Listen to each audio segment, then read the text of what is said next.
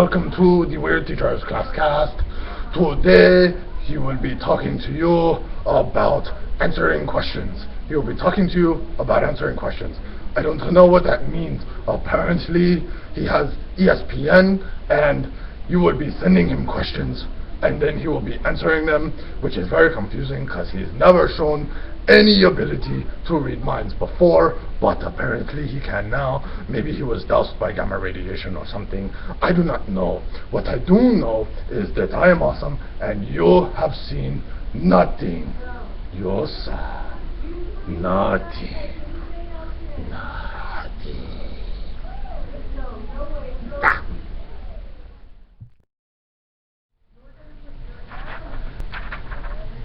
Corey Graham asks, what would your ideal school be or look like?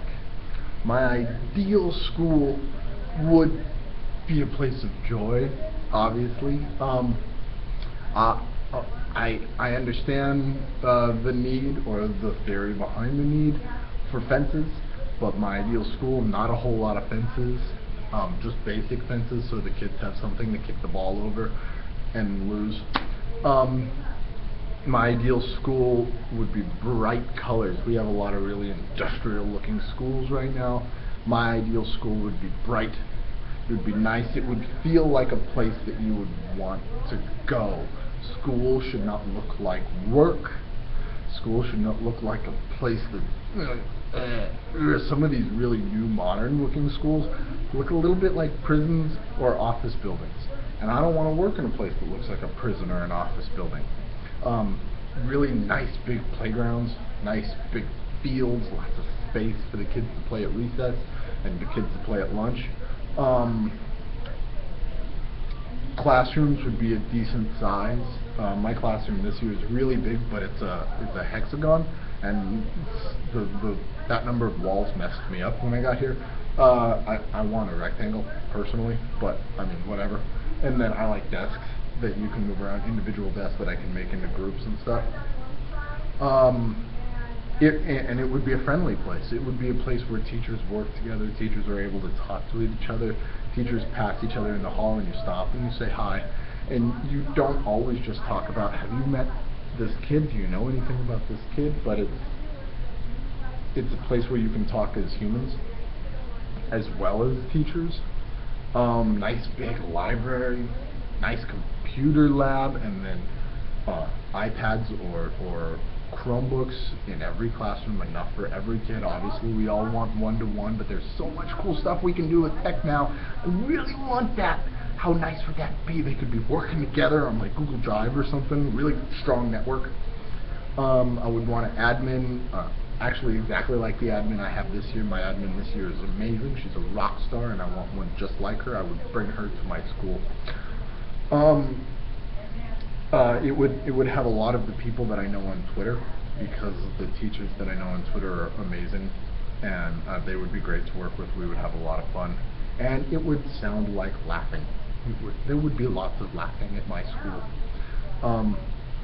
So that's what my ideal school would look like, and of course it would be Mr. Robertson Elementary School for kids who want to learn good and want to learn to do other stuff good too.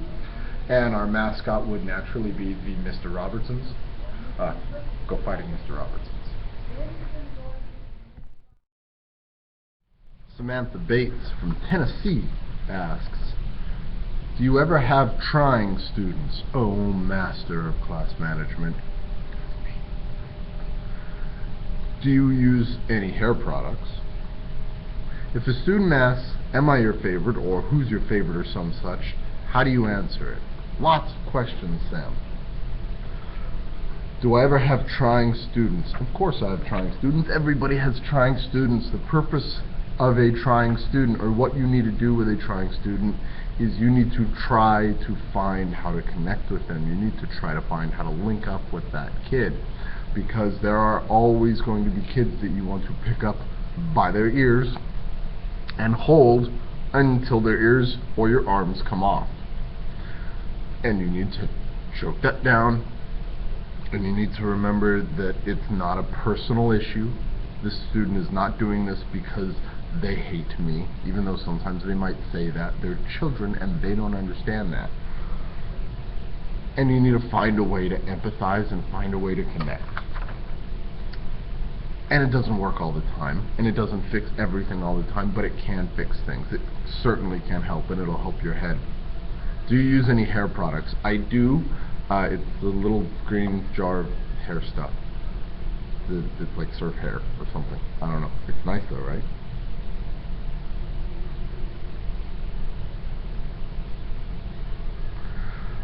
If a student asks, am I your favorite or who's your favorite, how do you answer that? This is one of my favorite questions because I tell them, you are one of my top 25 students, definitely. Out of all of the students I have this year, you are in the top 25.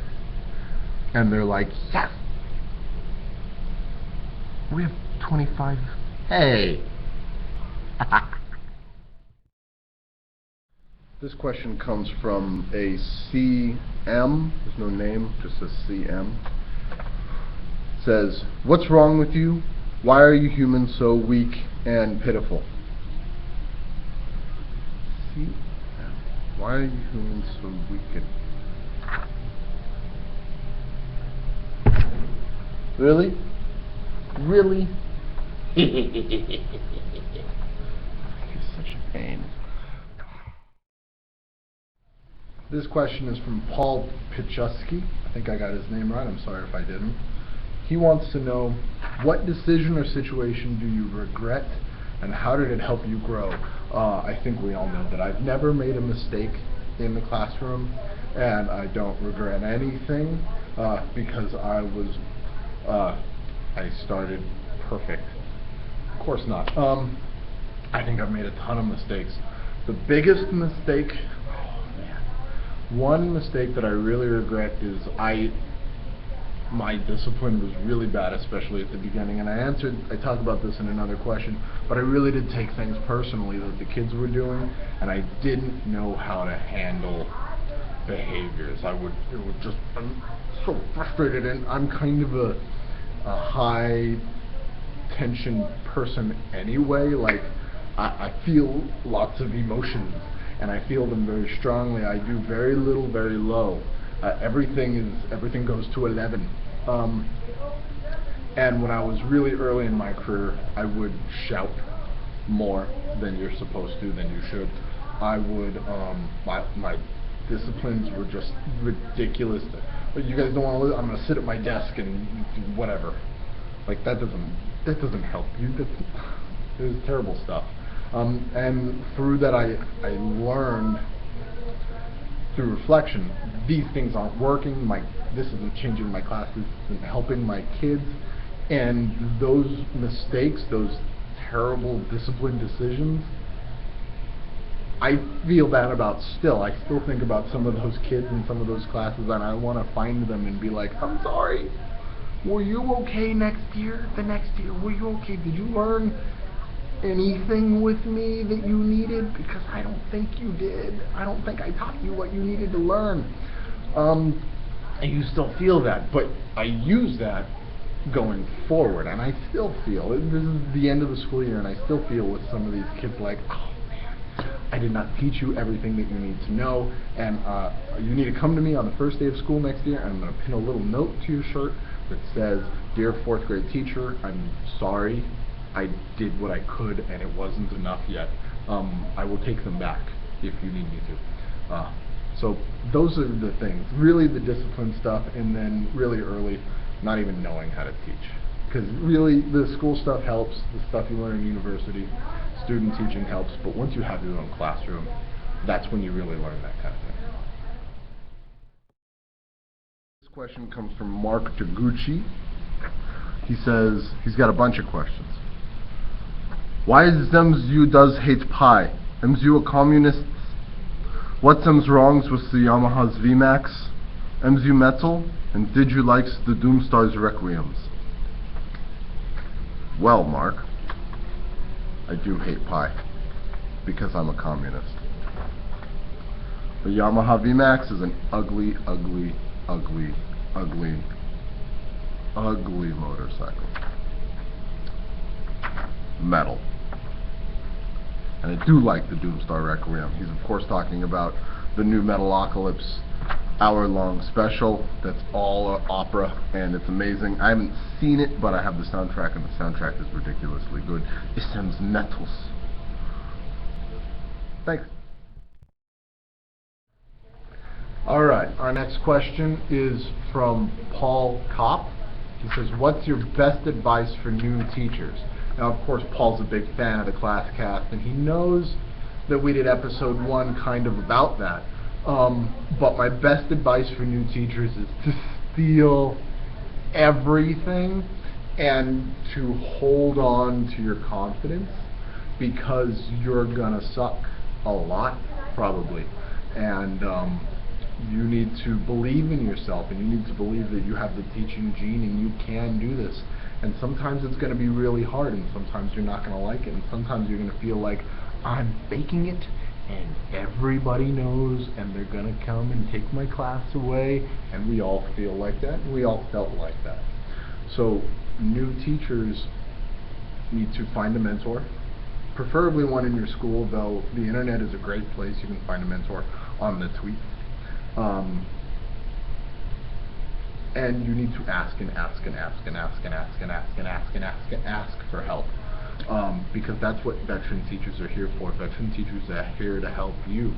You need to have confidence, and you need to love your kids. And something I think a lot of new teachers do is the behaviors that your kids are showing are not personal. And it's hard sometimes not to take things personal when they act the way they do. And you need to understand, and you need to believe, this is not a personal thing. This child is not attacking me. Even if it sounds like the child is attacking me, there's something else going on. It's my job to figure out what it is. And to remember that this is a joyful job. This is a great job. You get to hang out with kids all day, and kids are so much better than grown-ups. So that would be my advice for a new teacher. Michelle Baldwin asks, if you could compare your life to a movie, which movie would it be and why? Spinal Tap. I would compare my life to Spinal Tap because I have a lot of passion and I really believe in what I'm doing, and it never goes exactly like I want it to. I get stuck in the cocoon all the time on stage. I have trod upon historical objects. I write a book and I go on tour and nobody comes. Sometimes things don't go exactly as planned and I have to do a jazz exploration. I have trouble boarding airplanes. I've had a teacher's assistant explode multiple times. And I think, as everybody knows, I do have an armadillo in my